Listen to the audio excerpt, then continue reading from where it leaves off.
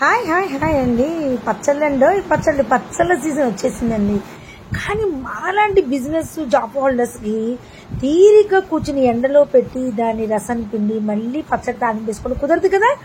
So స్పాట్లో మాగే పచ్చడి చేసుకుని చక్కగా సంవత్సరం పాటు నిల్వ ఉండే ఈ పచ్చడి ఈ విధంగా అయితే ఈజీగా చేసేయచ్చు మీ అందరి కోసం అండి. ఇంకెందుకు ఆలస్యం, వచ్చేయండి.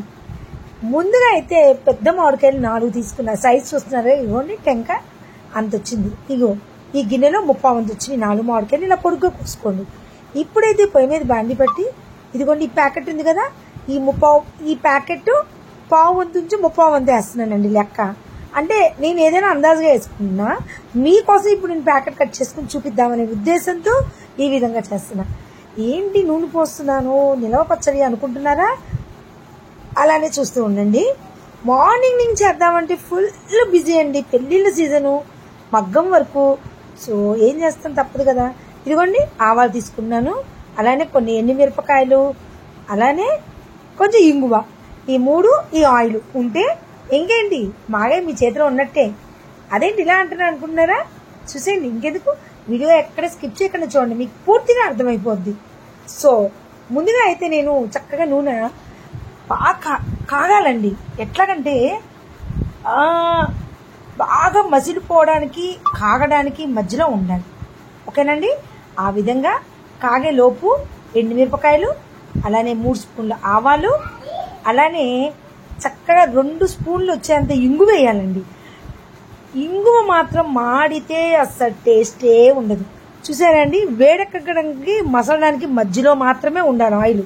అంటే ఇదిగో చూసారే, ఇలా వేగుతున్నట్టు కనిపిస్తుందా? అంటే ఇంకొంచెం అయితే చాలు. ఇప్పుడైతే ఇంగువ 2 స్పూన్స్ నేను ప్లేట్లో అయితే వేసుకున్నాను. ఎప్పుడైతే ఇంగు వేస్తామో ఇమ్మీడియట్గా పొయ్యి కట్టేసేయాలి.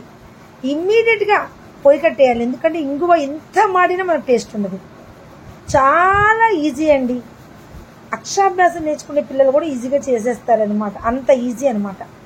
సో ఇంగువ అయితే వేసి అంటే పొయ్యి కట్టేసానండి. కట్టేసి ఈ ముక్కలన్నీ వేసేసి పక్కన పెట్టేసుకోవాలి. పొయ్యి మీద ఉంచకూడదు మళ్ళీ, ఎందుకంటే ఆ వేడికి ముక్కలు మెత్తగా మగ్గిపోతాయి. ఆ వేడికి ఇది చూసారా, పొయ్యి కట్టేసుకున్న 2 చేతులు గుడ్డ పట్టేసుకుని పక్కనైతే పెట్టేసుకుంటాను నేను. ఇప్పుడు చూడండి,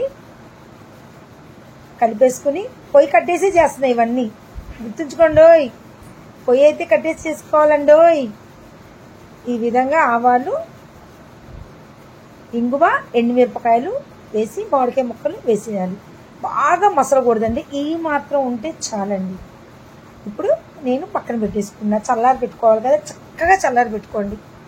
అస్సలు మామూలుగా ఉండదండి టేస్ట్.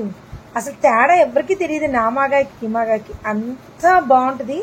మీరు కావాలి ట్రై చేయండి నేను చేసినట్టు, మీరు నిజంగా ఆశ్చర్యపోతారు. అంత బాగుంటుంది. చక్కగా చల్లారి పెట్టుకుందాం. ఇదిగోండి ఈ విధంగా, ఎక్కువ వేడిగా తక్కువ వేడి కాదు, అట్లా అనమాట. ఒకవేళ మీకు దింపాక ఆయిల్ తక్కువ అనిపిస్తుంది, ఉప్పుగాను అనిపిస్తే ఇంకొంచెం ఆయిల్ అయితే వేడి చేసేసుకోండి. సరే, ఇప్పుడైతే నేను 3 స్పూన్స్ మెంతులు అయితే వేయించుకుని ఇవి కూడా చల్లారి పెట్టుకుని చక్కగా మిక్సీ పట్టుకుందాము. ఈ లోపైతే ఇది 1 అవర్ వరకు చల్లారాలండి. చక్కగా చల్లారితేనే బాగుంటుంది.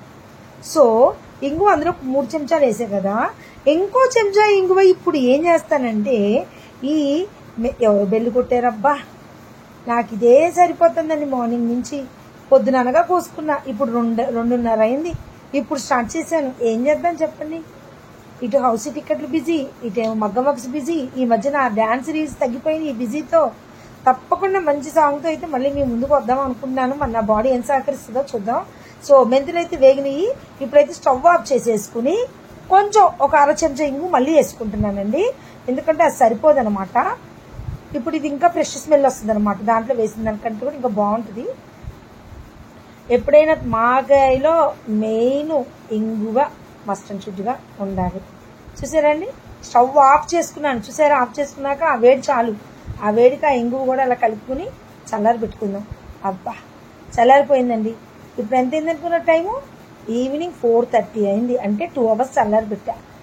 3/4 గ్లాసు ఉప్పు ఇస్తే గ్లాసు బావు కారం వేయాలండి. ఎప్పుడైనా సరే గుర్తుపెట్టుకోండి, లేకపోతే బాగా కలబెట్టి బాగా ఒక పూట అయిపోయాక ఉప్పు కసిమైపోద్ది. కావాలంటే ఉప్పు తగ్గితే కొంచెం వేసుకోవచ్చు, కానీ ముందే ఎందుకండి మనకి.